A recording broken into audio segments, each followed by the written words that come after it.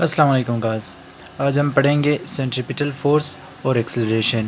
पहले हम centripetal force को पढ़ेंगे, फिर हम सेंट्रीपिटल एक्सेलरेशन को पढ़ेंगे, फिर हम सेंट्रीपिटल एक्सेलरेशन का फार्मूला डिराइव करेंगे, जिसकी मदद से फिर हम उसके एंगुलर वेलोसिटीज़ में एंगुलर फार्मूला डिराइव करेंगे, फिर उसकी मदद से हम सेंट्रीपिटल फार्मूला भी डिराइव करेंगे। तो पहले हम समझते हैं कि सेंट्रीपिटल फ़ोर्स है क्या, आखिर ये क्या चीज़ है। तो अगर आप किसी ऐसी गाड़ी को देखें जो स्ट्रेट जा रही हो, लीनियर वेलोसिटी की जा रही हो, अगर उस पर फोर्स एक्ट कर रहा है तो वो एक ही डायरेक्शन में जाएगी। लेकिन सेंट्रीपिटल फोर्स एक ऐसी फोर्स है जो कंटिन्यूसली एक बॉडी की डायरेक्शन चेंज कर रही होती है। मिसाल के तौर पर अगर तुम्हारे पास किसी थ्रेड से या किसी सपोर्ट से अटैच हो एक पत्थर, तो वो पत्थर अगर आप सर्कुलर दायरे में जो है ना घुमा रहे होते हो, तो आप उससे जो ये फ़ोर्स लगी होती है, आपकी जो हाथ से लगी होती है, ये फ़ोर्स उसको कंपेल करती है कि वो बार बार अपनी डायरेक्शन चेंज करे, डायरेक्शन जो और सर्कुलर पाथ में मूव करे। तो एक ऐसी फ़ोर्स जिसकी वजह से हम एक बॉडी को कंपेल करते हैं कि वो सर्कुलर पाथ में मूव करे। तो जिस तरह अगर आप किसी बॉडी पर जो फोर्स लगाते हो तो इसकी डायरेक्शन सेंट्रीपिटल फोर्स में बार बार चेंज होती रहती है। तो इस तरह ये हमारे पास है सेंट्रीपिटल फोर्स। इसी तरह हमारे पास सेंट्रीपिटल एक्सेलरेशन भी होती है। एक्सेलरेशन किसे कहते हैं जब वेलोसिटी की मैग्नीट्यूड में या वेलोसिटी की डायरेक्शन में हमारे पास चेंज आ जाए तो उसको हम कहते हैं कि ये हमारे पास एक्सेलरेशन है। तो सेंट्रीपिटल एक्सेलरेशन हमारे पास क्या होगी, या तो वेलोसिटी की मैग्नीट्यूड में जो है ना चेंज आ जाती है या डायरेक्शन में। अब आपको ये बात पता होनी चाहिए, जो हमारे पास मैग्नीट्यूड होती है एक्सेलरेशन सेंट्रीपिटल एक्सेलरेशन की, वो हमेशा सेम रहेगी। तो हमारे पास डायरेक्शन हमेशा चेंज होती रहती है। अगर हमारे पास कोई वेलोसिटी हो, उस वेलोसिटी पर अगर इस बॉडी की यहाँ पर कोई वेलोसिटी है v1, अगर ये इस तरफ जा रही है, डायरेक्शन इस तरह है, फोर्स इस पर परपेंडिकुलरली अप्लाई हो इस तरफ, तो इसकी मैग्नीट्यूड में कोई भी चेंज नहीं आएगा। मिसाल के तौर पर अगर फोर्स यहाँ पर लगे 180 डिग्री से, तो उसकी जो मैग्नीट्यूड में उसमें तो फ़र्क आ सकती है।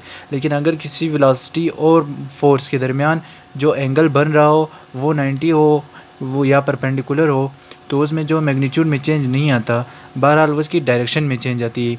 तो इस तरह अगर कोई बॉडी सर्कुलर पाथ में मूव कर रही है तो बार बार जो उसकी डायरेक्शन चेंज होती है, जिसकी मदद से उसमें एक्सेलरेशन प्रोड्यूस होती है। तो उस एक्सेलरेशन को हम कहते हैं सेंट्रीपिटल एक्सेलरेशन।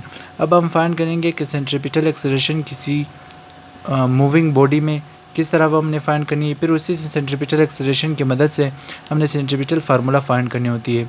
तो सेंट्रीपिटल एक्सेलरेशन को फाइंड करने के लिए हम पहले से सेंट्रीपिटल एक्सेलरेशन का ये हमारे पास फार्मूला है, change in velocity into change in time. पहले हम दो चीज़ें जो है ना हम इसकी फाइंड करें, एक तो मैग्नीट्यूड और एक डायरेक्शन। सही है। इस तरह अगर आप सिर्फ मैग्नीट्यूड फाइंड करेंगे तो वो सिर्फ नहीं होगी, आपने इसके साथ डायरेक्शन भी फाइंड करनी होती है। इसके लिए आप फ़र्ज़ करें कि हमारे पास एक बॉडी है मास m, जो यहाँ से जा रही है यहाँ तक। तो ये रेडियस r है, centre of the circle c उसको आप ले लें, रेडियस के साथ पॉइंट a से जा रही है पॉइंट b तक। उसका जो डिस्टेंस कवर करता है वो θ1 है, θ1।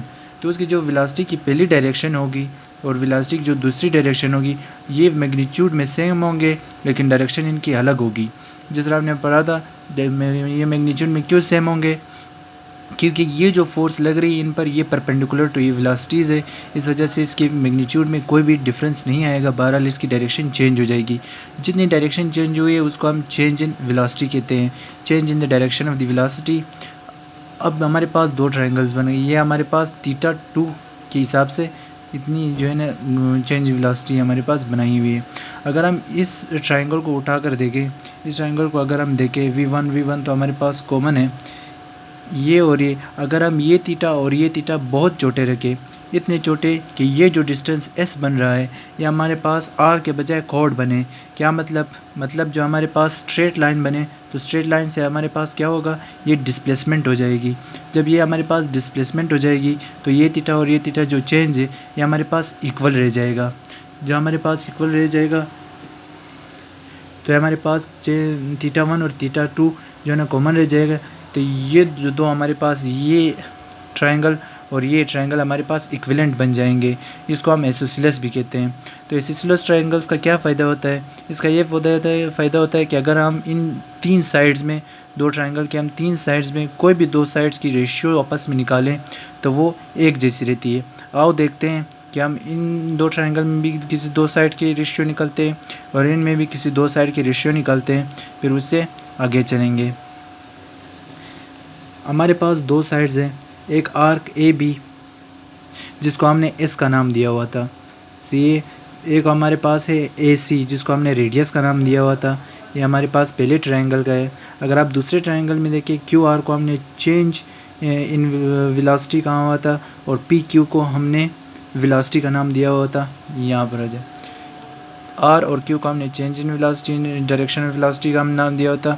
क्यू और पी ये दूसरा साइड है, इसको हम वेलोसिटी, आपको v1 और v2 कुछ भी ले सकते हैं, क्योंकि v1 और v2 मैग्नीट्यूड में सेम है तो आप डायरेक्ट v लिख दें। ये हमारे पास एक इक्वेशन आ गई। अब इस इक्वेशन को आप मज़ीद दो तरीके से ले जा सकते हैं।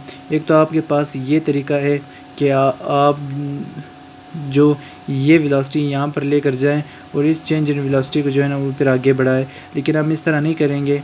हमने यहाँ पर जो है ना क्या फाइंड करना है, हमने यहाँ पर फाइंड करना है मैग्नीट्यूड ऑफ एक्सेलरेशन। तो मैग्नीट्यूड ऑफ एक्सेलरेशन को फाइंड करने के लिए हमारे पास एक फार्मूला है, S is equal to V change in theta change in time. तो आप जब इस फार्मूले को यहाँ पर पुट करेंगे इस जगह पर, तो फिर इसके बाद हमारे पास क्या होगा,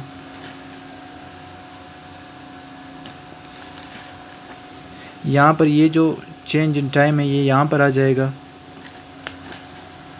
वहाँ पर मल्टीप्लाई में था, यहाँ पर डिवाइड में हो जाएगा।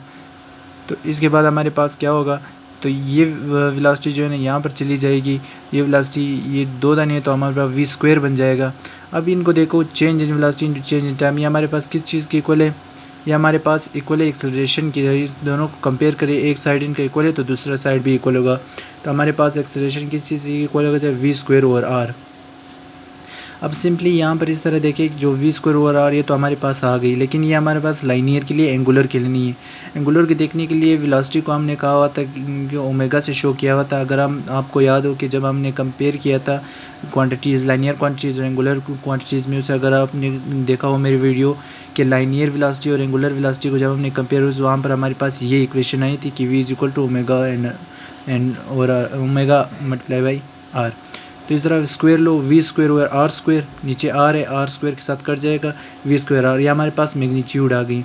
अगर आप इसी तरह एक्सेलरेशन की डायरेक्शन चेक करना चाहिए कि डायरेक्शन क्या होगी, यहाँ पर माइनस लगा दे तो माइनस लगता है। यहाँ पर माइनस का क्या मतलब है, माइनस का यहाँ पर ये मतलब है कि जो ये चेंज इन वेलोसिटी है, ये चेंज इन वेलोसिटी, इसको मैंने फर्दर यहाँ पर बड़ा किया हुआ, ये इस तरह लिखा हुआ है। इस चेंज ऑफ वेलोसिटी की जो डायरेक्शन है ये कहाँ पर होगी, ये सेंटर ऑफ द सर्कल पर होगी। माइनस साइन ये शो करता है। तो ये किस तरह सेंटर ऑफ द सर्कल पर होगी, तो ये इस तरह कि अगर आप इसके कंपोनेंट को रिजॉल्व करें तो ये कंपोनेंट इस तरफ बनता है। किस तरह, जो ये वाला कंपोनेंट होता है परपेंडिकुलर, इस पर जो है ना हमारे पास फोर्स लगती है। कौन सी फोर्स लगती है, जो हमने कहा था सेंट्रीपिटल फोर्स लगती है, जो हमने थ्रेड से दी हुई, जो हम उसको बार बार सेंटर की तरफ खींच रहे हैं। तो इस जो हमारे पास कंपोनेंट है इस पर फोर्स लगती है।